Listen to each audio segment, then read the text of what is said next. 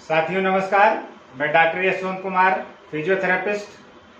आज हम बात करेंगे कि जो बहुत ही आज के समय में कॉमन हो गई समस्या घुटने से जुड़ी हुई, जिसमें कि हम लोग नी रिप्लेसमेंट कराते हैं।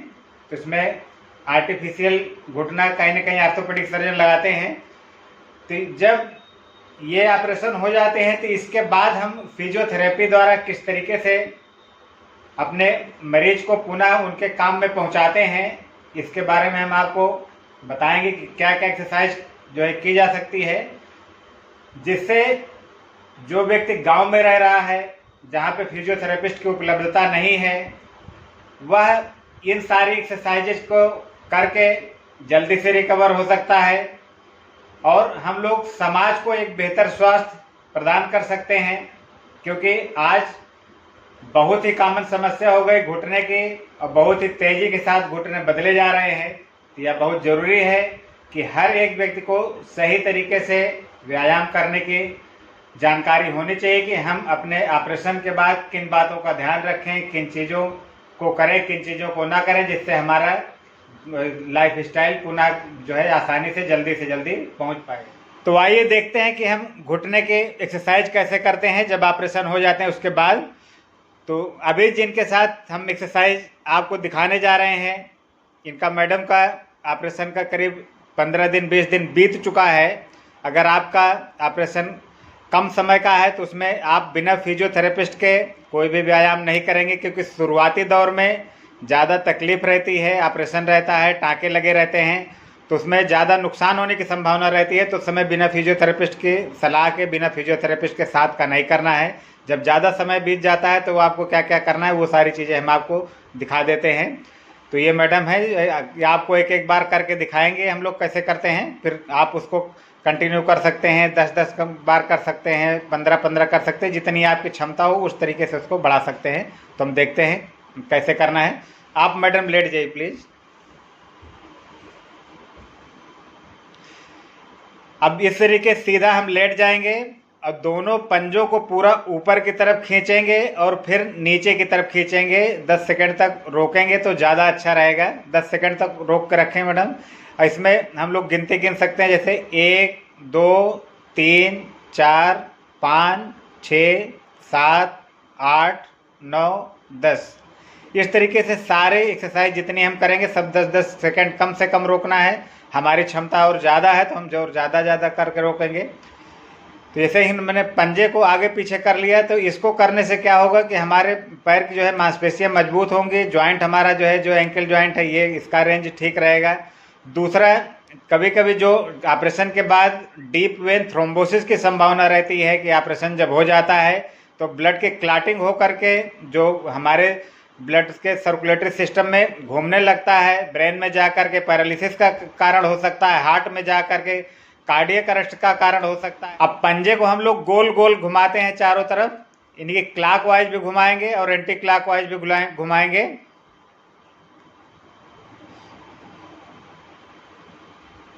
दोनों तरफ करना है। एक एक पैर पूरा सीधा ऊपर उठा करके 10 सेकंड के लिए कम से कम रोक के रखना है। ठीक है, अब नीचे लाएंगे, दूसरे पैर को उठाएंगे सीधा पूरा। ठीक है, इस तरीके से करना है, एक एक बार करके दिखा देना है। फिर पैर को अंदर बाहर करेंगे,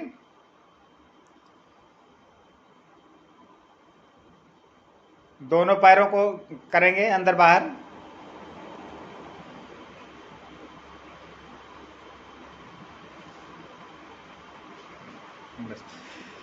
अब कमर की जो हमारी मसल है हिप जॉइंट की, उससे बिस्तर को पूरा टाइट करके दबाना है, जिससे हमारे हिप की मांसपेशी मजबूत होगी। इसको पूरा टाइट करके रोक के रखना है।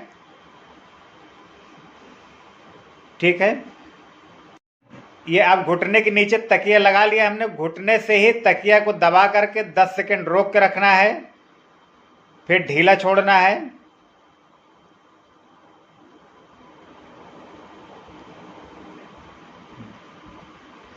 अब मैडम तकिया को दबाइए और पंजे को ऊपर की तरफ उठा लीजिए। हाँ, ये इस तरीके से इस तरीके से भी करना है कि तकिया दबाना और पंजे को ऊपर की तरफ उठा लेना है। इसको भी 10 सेकंड रोकना है, फिर ढीला छोड़ देना है, नीचे करें। ठीक है, अब हम तकिया को एंकल के नीचे लगा देंगे, तब उठाएंगे। इस तरीके से तकिया एड़ी के नीचे हमने लगा लिया और एड़ी से तकिया को पूरा नीचे की तरफ दबाना है, जिससे हमारा घुटना सीधा हो पाए। जितना आराम से हम कर सकते हैं उतना करना है।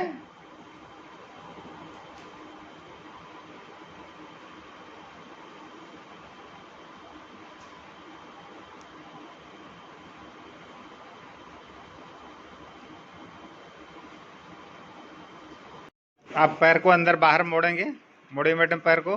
हाँ, जितना आराम से मुड़ सकता है उतना मोड़ना है, फिर सीधा कर देना है।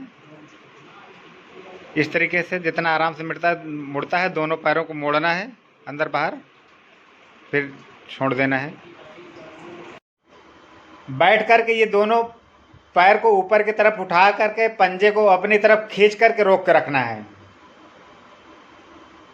फिर से पूरा नीचे की तरफ ले जाना है और फिर से ऊपर उठाना है। इस तरीके से हम करेंगे। फिर पैरों पे वजन देने के लिए वॉकर के सहारे हम खड़े होकर के एक्सरसाइज करेंगे। हाँ, अब एक पैर पे वजन हमको शिफ्ट करना है। तो इस तरीके से एक पैर को हमने उठा लिया, फिर पूरा वजन एक पैर पे है, क्योंकि चलने में क्या होता है कि हमारा एक पैर पूरा वजन लेता है तो दूसरा उठ पाता है, फिर दूसरा लेता है तो फिर पहला वाला उठ पाता है। इस तरीके से वजन हमको शिफ्ट करने की एक्सरसाइज करना है। फिर हम इसको जल्दी जल्दी भी करेंगे, जैसे चलते हैं हम उस तरीके से कदम ताल जो होता है वो करेंगे।